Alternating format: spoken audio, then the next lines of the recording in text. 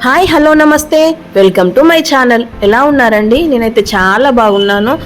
ఈ మధ్యకాలంలో చాలా రోజులు అయిపోతుంది లాంగ్ వీడియోస్ చేసి, అందుకోసం అని చెప్పేసి ఒక మంచి స్నాక్ రెసిపీస్తో మళ్ళీ మీ ముందుకు వచ్చేసానండి. ఏం లేదండి, మనకు ఆల్రెడీ రైనీ సీజన్ కంప్లీట్ అయిపోయి వింటర్ సీజన్ కూడా వచ్చేసింది. సాయంత్రం టైంలో చల్లటి వెదర్కి పిల్లలకి ఏదో ఒకటి తినాలని ఉంటుంది. అందుకోసమని మనం బయటకు వెళ్ళకుండా ఇంట్లోనే ఈజీగా సింపుల్గా ఇట్లా చేసి పెట్టామంటే వాళ్ళు సంతోషంగా తింటారు, హెల్తీగా ఉంటారు, మనకు కూడా ఎలాంటి ఇబ్బంది ఉండదు. అందుకోసం అని చెప్పేసి మా బాబుకేమో చిప్స్ చేశానండి, ఆలు చిప్స్ చేశాను. మా పాప కోసమేమో చికెన్ స్ట్రిప్స్ చిన్నవి ఉంటాయి కదండి, వాటిని చిన్నగా సన్నటి స్లైసెస్ లాగా కట్ చేసేసుకొని వాటిని నేను చిన్న పకోడీ టైప్లో బజ్జీ టైప్లో చేశానండి. చాలా బాగా వచ్చినాయి రెసిపీస్. ఈ ఆలు చిప్స్ కూడా మనకు స్లైసర్ దొరుకుతుందండి మార్కెట్లో, ఒక 150-200 అట్లా ఉంటుంది.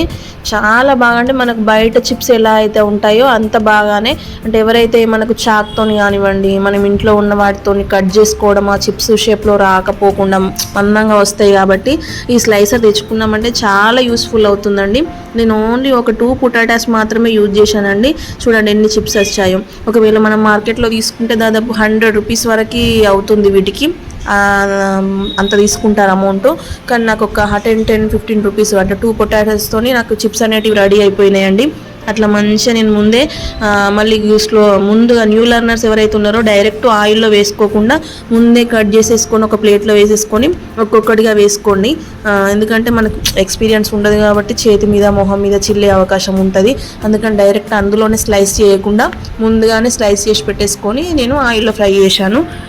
మీరు కూడా అలానే వేసుకోండి, లేదా డైరెక్ట్గా చేయగలుగుతాను నాకేం ప్రాబ్లం లేదని అనుకుంటే డైరెక్ట్గా కూడా వేసుకోవచ్చు. తర్వాత చికెన్ స్ట్రిప్స్ అండి, చిన్నవి అండి, చాలా చిన్నగా తక్కువ, అంటే ఒక 1/2 కిలో చికెన్ తీసుకొస్తే ఒక 1/4 కిలో కర్రీ వేసుకున్నాము. ఇంకొక 1/4 కిలో మా పాప అమ్మాయి ఏమన్నా స్నాక్ రెసిపీ అయ్యవా అని చెప్పేస్తే అప్పటికప్పుడు ఏం లేదండి, వాటికి నేను ఇంగ్రీడియంట్స్ ఏం యాడ్ చేయలేదు. ఓన్లీ ఉప్పు, కారం, పసుపు, అల్లం వెల్లుల్లి పేస్టును కొంచెం ఒక 6 చెక్క నిమ్మరసం కలిపేసి ఒక 10 నిమిషాలు పక్కన పెట్టేసుకొని డైరెక్ట్ ఆయిల్లో ఫ్రై చేసేసుకున్నానండి. టేస్ట్ అయితే అద్దిరిపోయింది. బయట మనం ఆ ఫాస్ట్ ఫుడ్ అని అదని ఇదని ఆ జంక్ ఫుడ్ తినే కన్నా ఇట్లా పిల్లల కోసం ఒక 10 నిమిషాలు కేటాయించుకొని చేసుకుంటే చాలా, అంటే చాలా హెల్తీగా ఉంటారు. మనకు కూడా కొత్త రకం పిల్లలకి పెట్టిన ఫీలింగ్ ఉంటుంది, ప్లస్ వాళ్ళకి కూడా బయట దాని మీదకి ఆలోచన పోకుండా ఉంటుంది. నేను ఎప్పుడు ఏ రెసిపీ పెట్టినా ఇదే విషయం చెప్తానండి, పిల్లలకు అస్సలు బయట మీరు ఎంకరేజ్ చేయొద్దు. ఖచ్చితంగా టైం కేటాయించుకొని ఇంట్లో పెట్టడానికి ప్రయత్నం చేయండి. ఇప్పుడు ఏమో కొత్త రోగాలు అవి ఇవి వస్తున్నాయి, అవి ఏదో కూడా మనకు అసలు అర్థం కావట్లేదు. హాస్పిటల్స్లోకి వెళ్తే అసలు మామూలు ప్రజలు పెట్టుకోలేరు అన్ని డబ్బులు. అందుకని చెప్పేసి సాధ్యమైనంత వరకు ఆరోగ్యకరమైన వంటలు మాత్రమే తినండి.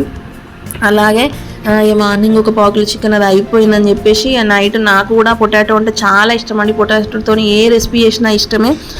అదే ఆయిల్లో నేను కొంచెం పొటాటోస్ని ఫ్రై చేశాను నైట్కి కర్రీ కోసము.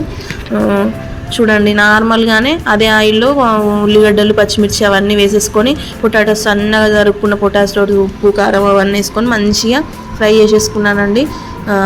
నాకు అసలు రైస్ లేకుండా ఉత్త పొటాటోస్ అయినా తినేస్తానండి, అంత ఇష్టం పొటాటో అంటే.